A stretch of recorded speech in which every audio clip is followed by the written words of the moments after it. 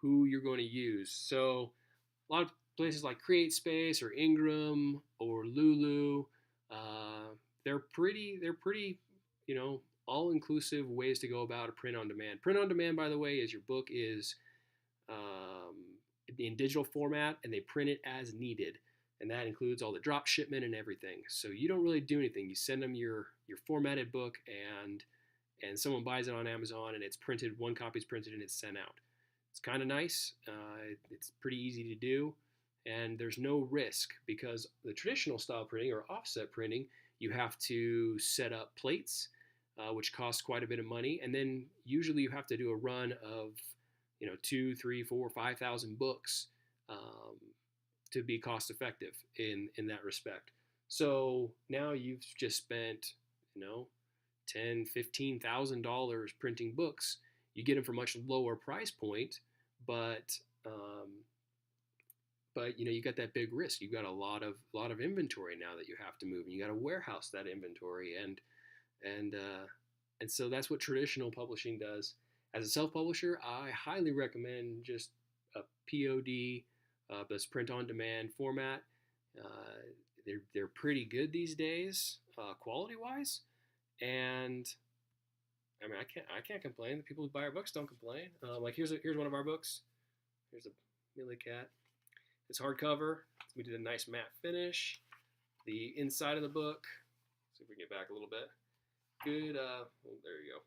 Good pictures. You know, paper's pretty thick. Feels pretty sturdy. Feels pretty solid. Not glossy pages like some books like you'd want, but pretty good.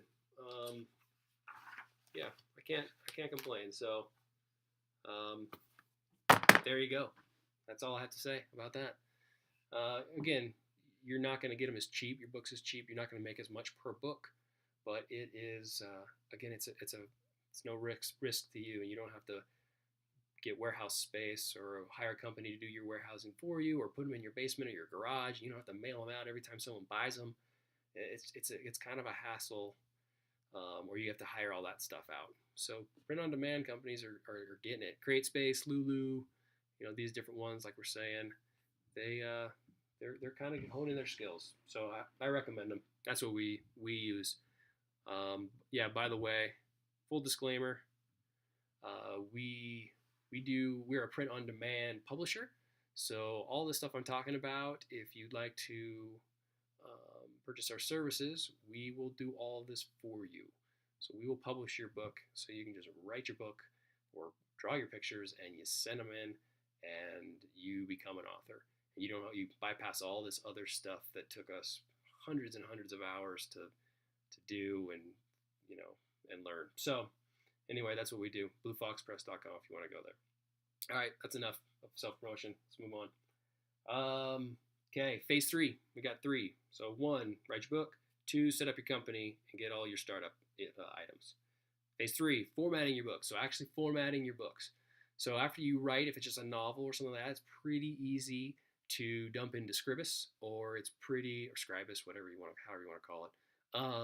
Or you can put it into like Sigil, or you can put it into Pages and do your EPUBs that way. So you're going to want your electronic version and your hardcover or hard copy version, not necessarily hardcover, but a hard physical copy version.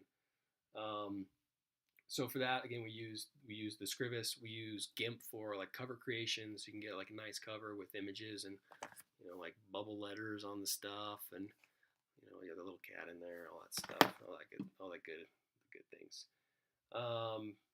And then we usually put them in all different formats. You know, the EPUB, the Mobi, the AZK, .ibooks. You know, put them in all those different formats. They can go on different platforms. Metadata. So we'll go into metadata. So after you format your books, we're going to want to go into make sure your metadata is good. And so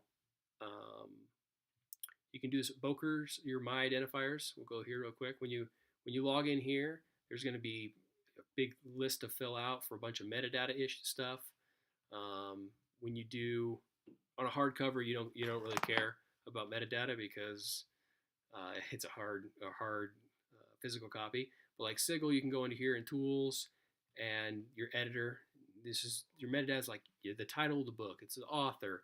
It can be your ISBNs. Here you go, ISBN. It can be a description of it. It can be dates. It can be a bunch of stuff that is searchable. So when someone wants your series, they type in your series and it's attached to your metadata. And it's pretty important to make sure you get your metadata on all your formats. Also, make sure that all of those are the same. All your metadata is the same across the board. Kindle does it inside of Kindle. iBooks Author, you do it right here on this your little inspector.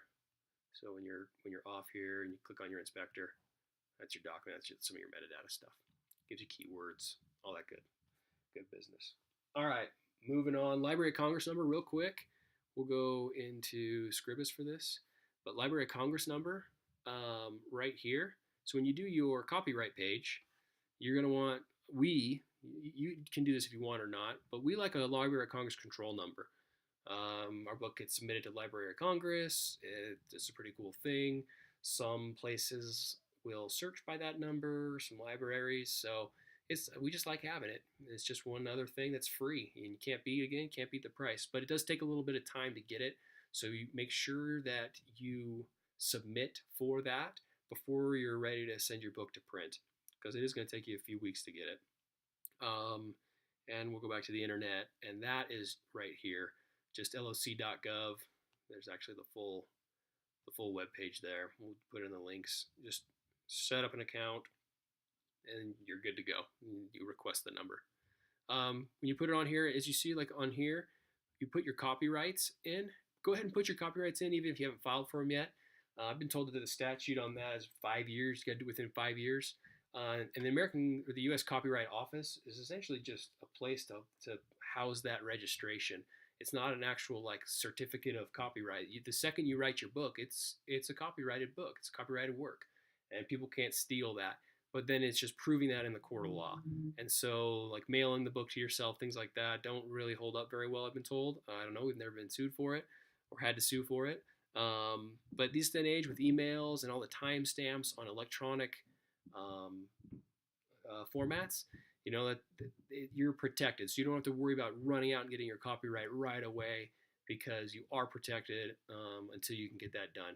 Go ahead and put it on your copyright page, because you don't want to not have it there and then have to resubmit your book, which usually costs money, to get a new proof or a new copy, because you want to include that now.